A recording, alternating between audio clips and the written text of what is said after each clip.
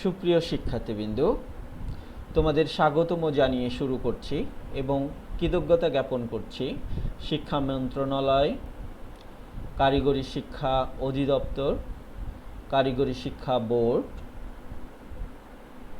Bogura polytechnic institute এবং civil টেকনোলজির সকল সম্পৃক্ত ব্যক্তিদ্বয়ের প্রতি, যাদের অবদান ছাড়া আজকে আমাদের এই অনলাইন ক্লাস নেওয়া সম্ভব হতো না। আজকে স্যানিটারি ইঞ্জিনিয়ারিং চতুর্থ লেকচারে তোমাদের মোট দুটি অধ্যায় নিয়ে কথা বলবো আমরা। প্রথমেই অধ্যায় 6 নম্বরের অধ্যায়ে আমরা সিওয়েজ অপসারণ এই বিষয়বস্তু নিয়ে আলোচনা করব। এই 6 নম্বর অধ্যায়ে যে বিষয়গুলি আমরা শিখতে চাই সেটি হলো 6 নম্বর 6.1-এ সিওয়েজ অপসারণের বিভিন্ন পদ্ধতি, 6.2-তে দূষিত পানি অপসারণে প্রভাব বিস্তারকারী মাটির গুণাবলী, 6.3-তে সিওয়েজ লঘুকরণ এবং এর উপযোগিতা, 6.4 most important part of this chapter, সেটি হলো সেপটিক ট্যাঙ্কের বিবরণ এবং সেপটিক ট্যাঙ্কের ডিজাইন। 6.5-এই এই বিষয়বস্তুতে আরও স্পেসিফিক করে দেওয়া আছে 20, 50 ও 100 জনের উপযোগী সকপিট সহ সেপটিক ট্যাঙ্ক ডিজাইনকরণ। 6.6-এ সেপটিক ট্যাঙ্কের গঠন ও কার্যপ্রণালী। অল ওভার আমরা 6 নম্বর চ্যাপ্টারে খুব গুরুত্বপূর্ণ একটি বিষয়বস্তু নিয়ে আলোচনা করব, যেটি হলো সেপটিক ট্যাঙ্ক ডিজাইন এবং সকপিট ডিজাইন।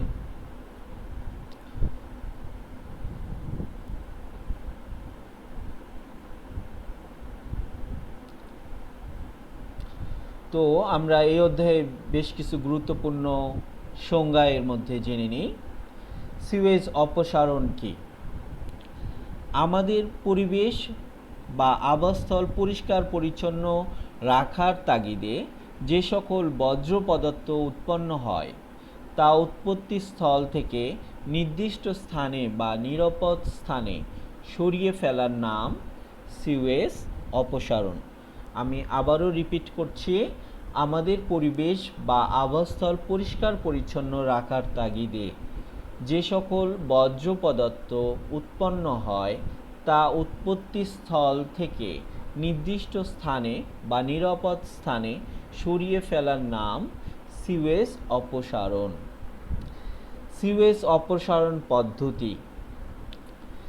সিওয়েজকে সাধারণত দুইভাবে অপসারণ করা হয়। একটি হলো প্রাকৃতিক পদ্ধতিতে সিওয়েজ অপসারণ, 2 নম্বরটি হলো কৃত্রিম পদ্ধতিতে সিওয়েজ অপসারণ। এই প্রাকৃতিক পদ্ধতিতে সিওয়েজ অপসারণকে আবার 3টি ভাগে ভাগ করা হয়, যথা ক লঘুকরণের মাধ্যমে অপসারণ, খ জমিতে অপসারণ, গ জারণ পুকুরের সাহায্যে অপসারণ। 2 নম্বরে কৃত্রিম পদ্ধতিতে সিওয়েজ অপসারণও আবার 2 পদ্ধতিতে করা হয়। একটি হলো প্রাথমিক পরিশোধন, খতে আছে চূড়ান্ত পরিশোধন।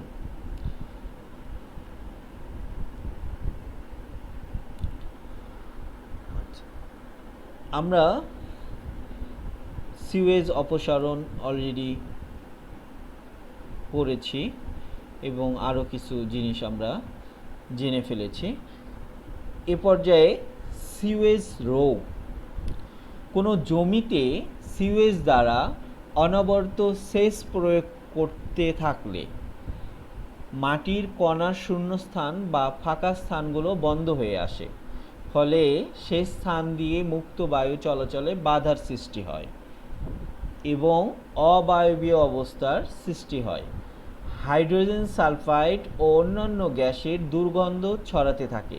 এ অবস্থায় জমি আর সিওয়েজ বহন করতে পারে না।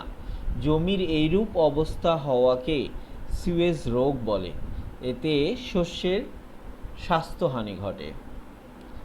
আমরা আবার রিপিট করছি, সিওয়েজ রোগ কি?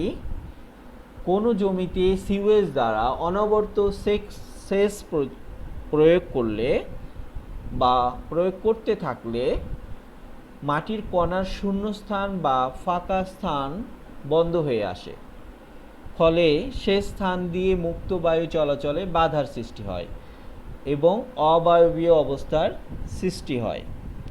হাইড্রোজেন সালফাইড সহ অন্যান্য গ্যাসের দুর্গন্ধ ছড়াতে থাকে। এ অবস্থায় জমি আর সিওয়েজ বহন করতে পারে না। জমির এইরূপ অবস্থা হওয়াকে সিওয়েজ রোগ বলে। এতে শস্যের স্বাস্থ্যহানি ঘটে। সিওয়েজের প্রাকৃতিক শোধন। নদী বা প্রাকৃতিক কোনো জলাশয়ে সিওয়েজকে ফেলে দেওয়া হলে সময়ের ব্যবধানে প্রাকৃতিক উপায়েই সিওয়েজ পরিশোধিত হয়। তাই প্রাকৃতিক জলাশয়ের দ্বারা সিওয়েজ পরিশোধনকে স্রোতের আত্মশোধন বলে।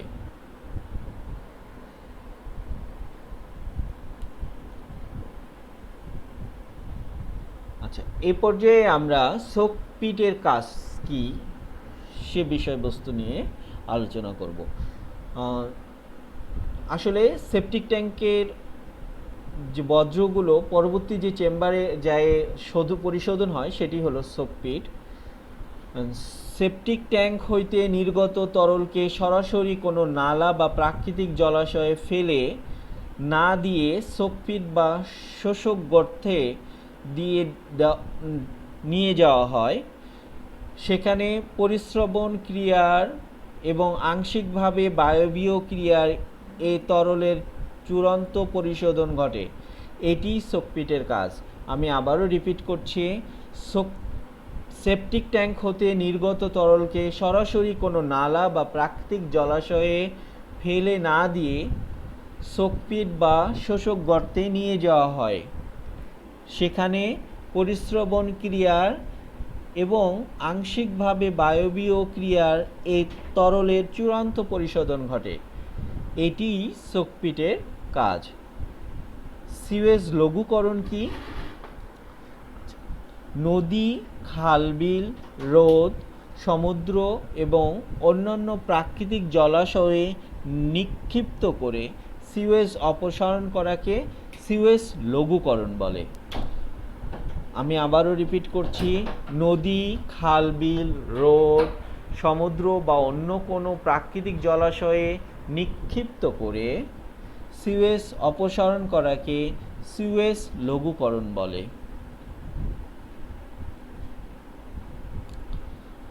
আমরা একটি সেপটিক ট্যাঙ্ক এবং সোকপিট দেখতে পাচ্ছি। কিভাবে সেটা অর্থাৎ ঘরবাড়ি বা বাস্তুজ যাই বলি না কেন, বজ্র সেপটিক ট্যাঙ্কে প্রথমে এবং সেখান থেকে সিপেজ পিটে অর্থাৎ এখানে ড্রাই ওয়েল বলা আছে কিভাবে যায় সেটা দেখানো হয়েছে। আরেকটি চিত্রে আমরা সোকপিটের প্ল্যান দেখছি এবং ওপরে সেকশন দেখছি।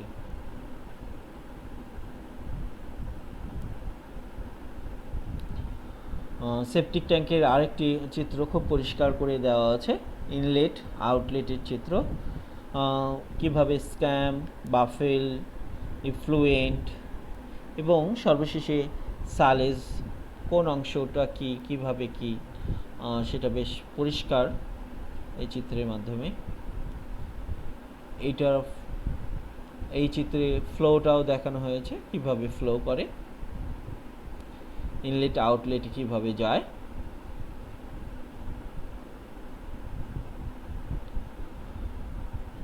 একটি typical domestic septic tank system এখানে দেওয়া হয়েছে, কিভাবে সেটা সিস্টেমেটিক ওয়েতে আমরা ডিজাইন করি।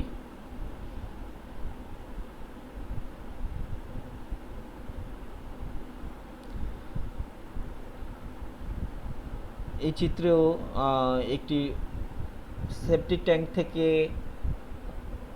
কিভাবে পরিশোধনাগারে বর্জ্যগুলি যায় এবং সেখানে লিচ ফিল্ড, ড্রেন ফিল্ড কি, ইফ্লুয়েন্ট, অ্যাবজর্পশন অ্যান্ড পিউরিফিকেশন কিভাবে হয় সেটা দেখানো আছে। আরেকটি চিত্রেও আমরা এই চিত্রের মাধ্যমে দেখতে পাচ্ছি কিভাবে গ্যাস, স্কাম, ক্লোড, লিকুইড, ইফ্লুয়েন্ট, সালেজ বিভিন্ন স্টেজ দেখানো আছে এবং পাশের চিত্রটিতেও এর পরিষ্কার একটি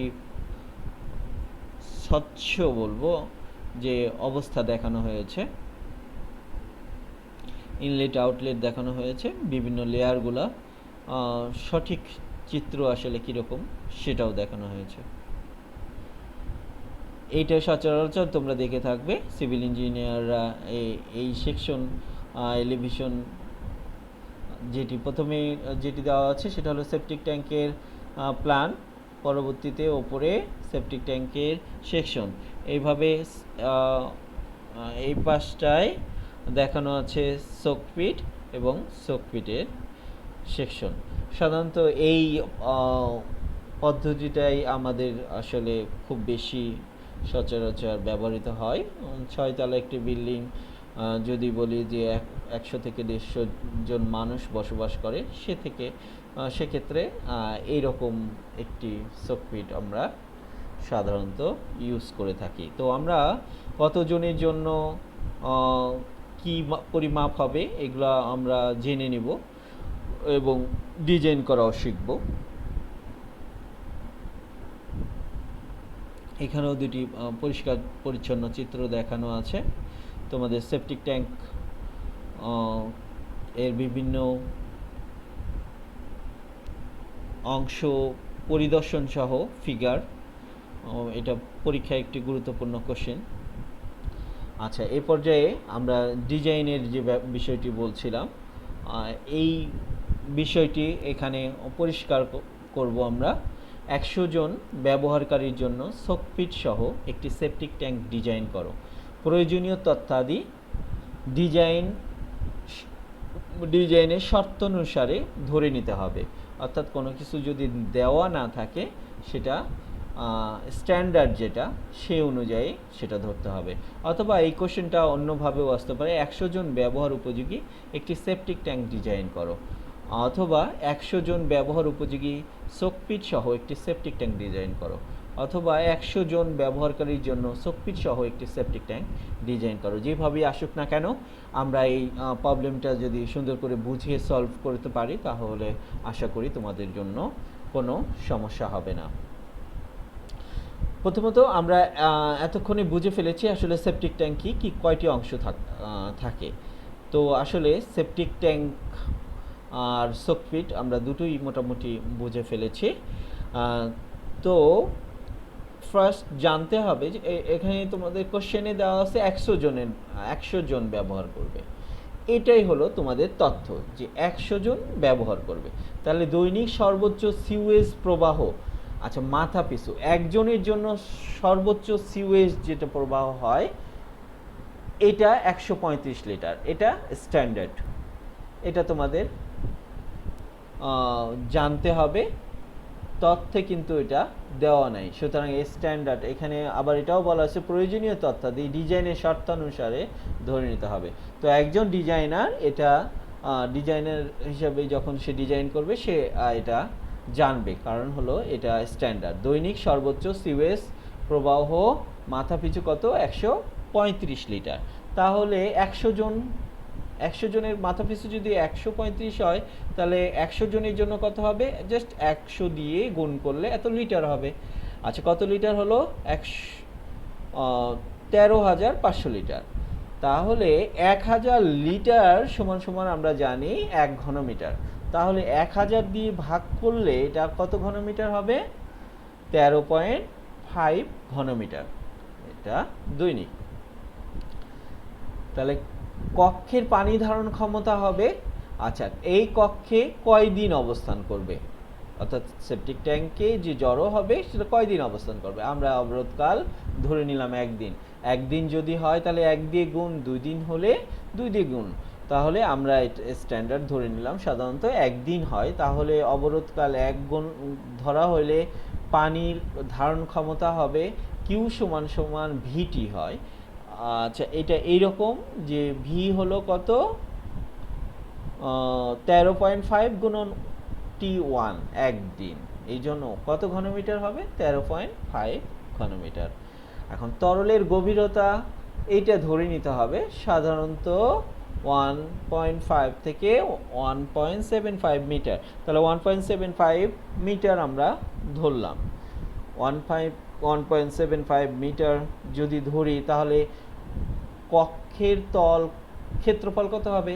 এই গভীরতা যখন মানে আমরা ভি সমান সমান জানি কি দৈর্ঘ্য প্রস্থ গুণন উচ্চতা বা গভীরতা। তাহলে গভীরতা যখন জানি তখন দৈর্ঘ্য প্রস্থ জানা সম্ভব। ক্ষেত্রফল সমান সমান কি হবে? ক্ষেত্রফল হবে এটা ভি ভাগ ডি সমান সমান হবে 7.71 বর্গমিটার। অ্যান্ড 7.71 বর্গমিটার মানে এরিয়া। এখন দৈর্ঘ্য প্রস্থের সাথে একটি অনুপাত সেপটিক ট্যাঙ্কের ক্ষেত্রে খুব যায়, সেটি হলো সাধারণত দৈর্ঘ্য প্রস্থের 3 গুণ হয়, অর্থাৎ এল সমান সমান হবে 3b। যদি এল সমান সমান 3b হয় তাহলে আমরা এরিয়া সমান সমান জানি 7.71। তাহলে এরিয়া মানে দৈর্ঘ্য গুণন প্রস্থ, দৈর্ঘ্যর জায়গায় আমরা 3b গুণন প্রস্থের জায়গায় b, এই হলো 3b স্কোয়ার সমান সমান এত হতো। b সমান সমান কি হবে? Root over divided by 7.71 divided by 3, এটা 1.6 মিটার হবে b। যদি প্রস্থ পেয়ে যায় তাহলে দৈর্ঘ্য কি হবে? দৈর্ঘ্য l সমান সমান 3b, প্রস্থ পেয়ে গেলাম 1.6 মিটার, দৈর্ঘ্য হবে 1.6 গুণন 3, 4.8 মিটার। তাহলে মুক্ত এলাকার গভীরতা হবে, আচ্ছা কি হবে? মুক্ত এলাকার গভীরতা সাধারণত 0.3 মিটার ধরে নেওয়া হয় যে 0.3 মিটার ফ্রি বোর্ড থাকে। তাহলে মোট গভীরতা কত হবে? মোট গভীরতা আমরা ধরেছিলাম, গভীরতা ধরেছিলাম 1.75 প্লাস 0.3, আর তাহলে 2.05 মিটার। এটা আসলে বড় ডি বলতে পারি আমরা। অতএব কক্ষের পরিমাপ কি হবে? এটা লেন্থ 4.8 মিটার গুণন ব্রেথ 1.6 মিটার গুণন ডি 2.05 মিটার। এখন যথার্থতা নির্ণয়, অর্থাৎ আমাদের এই ডিজাইনটা ঠিক আছে কিনা, যে বজ্রগুলো উৎপন্ন হবে সেগুলোর সাথে এগুলা এই পরিমাণটা এই ডিজাইনটা ঠিক আছে কিনা সেটা দেখানোর জন্য আমরা কিভাবে চেক করব? থিতানো এলাকার গভীরতা ধরে নিলাম এটা 0.4 মিটার। তাহলে থিতানো এলাকার আয়তন হবে 4.8 গুণন 1.6 দৈর্ঘ্য পুনঃ প্রস্থ গুণন কি হবে? এই গভীরতা দিয়ে গুণ করলে এত ঘনমিটার। স্ল্যাশ বিয়োজন এলাকার আয়তন হবে 0.033, এটা প্রতিজনের ক্ষেত্রে গুণন 100 সমান সমান হবে 3.3 ঘনমিটার। এমনিভাবে বিয়োজিত স্ল্যাশ মজুদ এলাকার আয়তন 0.037 গুণন 100 জনের জন্য 3.7 ঘনমিটার। স্কাম এরিয়ার আয়তন হবে, এটাও স্ট্যান্ডার্ড 0.01 একজনের জন্য, সুতরাং 100 জনের জন্য 1 ঘনমিটার। এই সবগুলি যোগ করলে যেটা দেখা যায় সর্বমোট হবে 11.072 ঘনমিটার। কিন্তু আমরা এটি অর্থাৎ কক্ষের মাপ যেটি ইউজ করেছি সেটির ঘনমিটার হয় 13.44 ঘনমিটার। সুতরাং যা লাগে তার চেয়ে বেশি আছে, সুতরাং ডিজাইনটা আমাদের যথার্থ হয়েছে। এখন শোকপিটের ডিজাইন। শোকপিটের ডিজাইনের সময় একটি জিনিস ধরতে হবে, সেটা হলো মাটির অনুশ্রবণ ক্ষমতা ধরে নিতে হবে। সেটাকে 1500 লিটার দৈনিক প্রতি ঘনমিটার। আচ্ছা, তাহলে সোকফিটের কার্যকর আয়তন কি হবে? ওই যে আমরা দেখেছি কত লিটার এখানে, 13,500 লিটার। 13,500 লিটার ভাগ হবে কত, এই 1500 দিয়ে ভাগ, তাহলে কত, 9 ঘনমিটার। আচ্ছা, মনে করি আগমন নলের নিচে সোকফিটের কার্যকরী গভীরতা হলো 4.0 মিটার। তাহলে সোকফিটের তলক্ষেত্রফল কত হবে?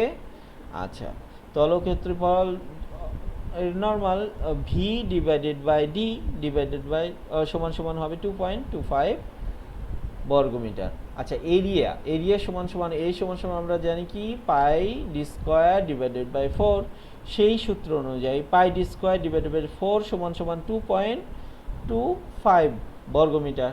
তাহলে শুধু ডি যখন থাকবে তখন √4 2.25 ডিভাইডেড বাই 5 সমান সমান হবে 1.7 মিটার। এটি হবে ব্যাস। আমরা দেখেছি সোকফিটের আকার সাধারণত গোলাকার হয়, আর এটি ব্যাস এত জানা থাকলে ব্যাস হয়ে যাবে। আমরা যে ডিজাইনটি শিখলাম সেটা ছিল 100 জনের জন্য। এখন আসলে নির্মাণ করতে গেলে স্পেসিফিক কিছু জিনিস আরও প্রয়োজন হয়। সেটা এই যেমন আমরা আগেরটা লেন্থ কিন্তু একটা পেয়েছিলাম এইরকম, এটার ক্ষেত্রে যেমন লেন্থ দেওয়া আছে কত, লেন্থ পেয়েছি হলো 9.75, ব্রেথ পেয়েছি 6.25 ফিট, ডি পেয়েছি এত। এক্সটার্নাল ওয়ালগুলা 9 ইঞ্চি, ইন্টারনাল ওয়াল দেখো এক্সটার্নাল ওয়াল বড় 9 ইঞ্চি, আর এখানে ইন্টারনাল ওয়াল 4.5 ইঞ্চি। এভাবে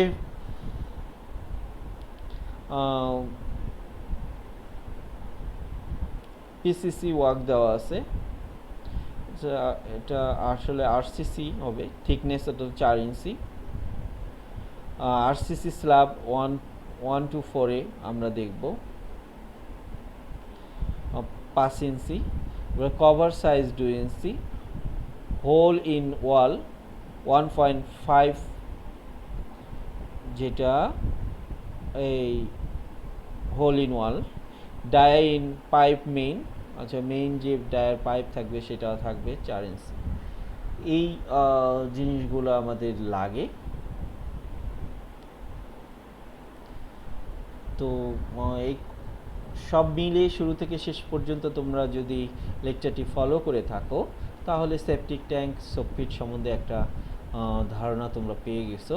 এ পর্যায়ে আমরা একটি ভিডিও ক্লিপের মাধ্যমে এটি আরও পরিষ্কার করব তোমাদের।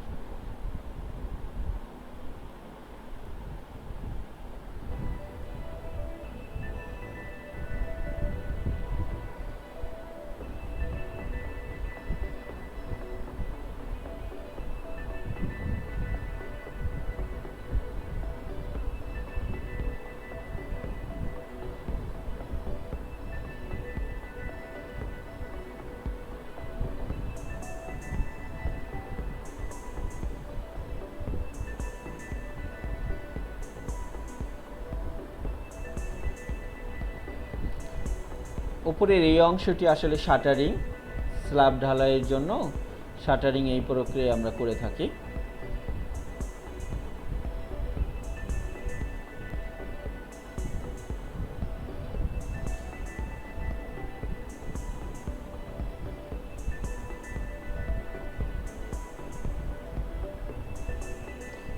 সবুজ যে মার্কিং যেটা দেখতে পাচ্ছ এটা আসলে রডের বিন্যাস।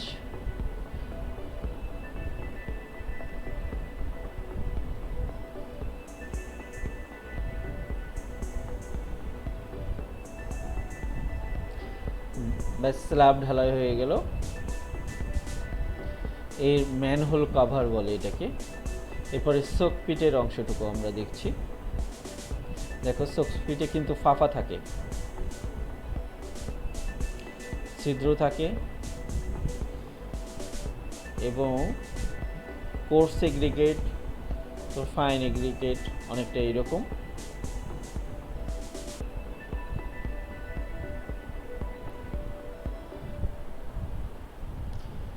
ধন্যবাদ। বোধ করি তোমরা ভিডিওতে আরও পরিষ্কার হয়েছো।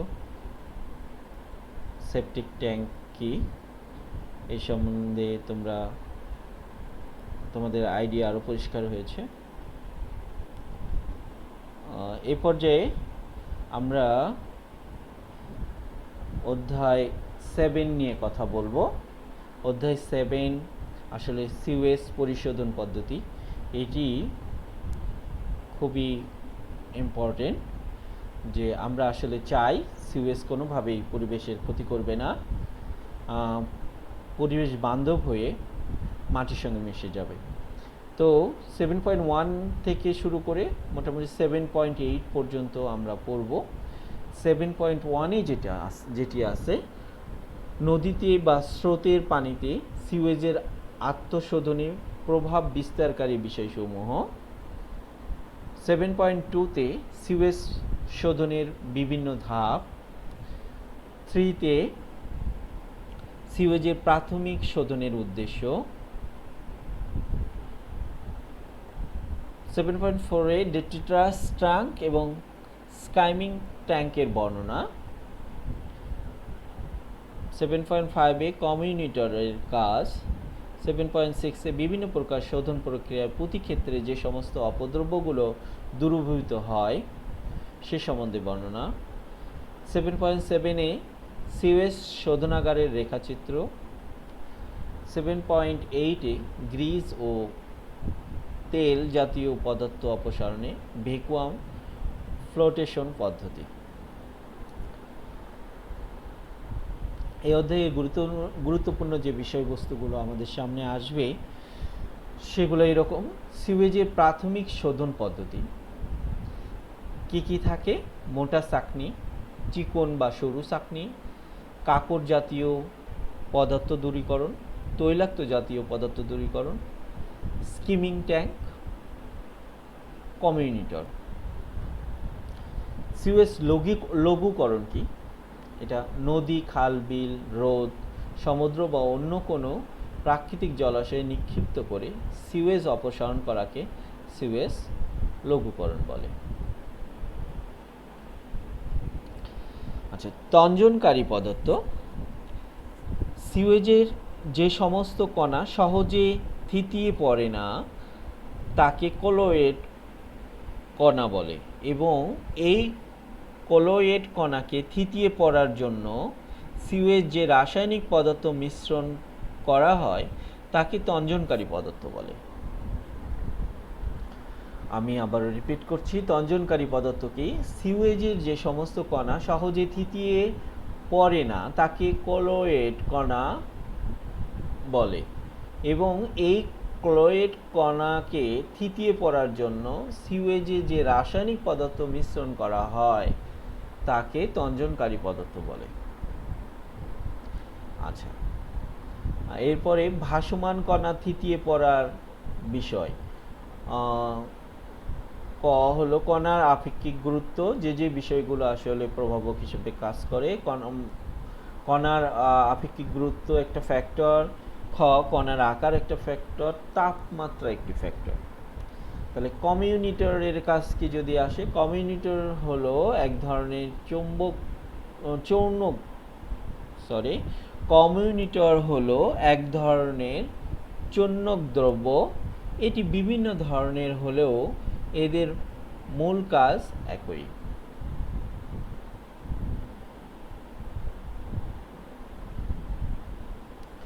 আচ্ছা, জলাশয়ের পানির অনুমোদনীয় বিষয়।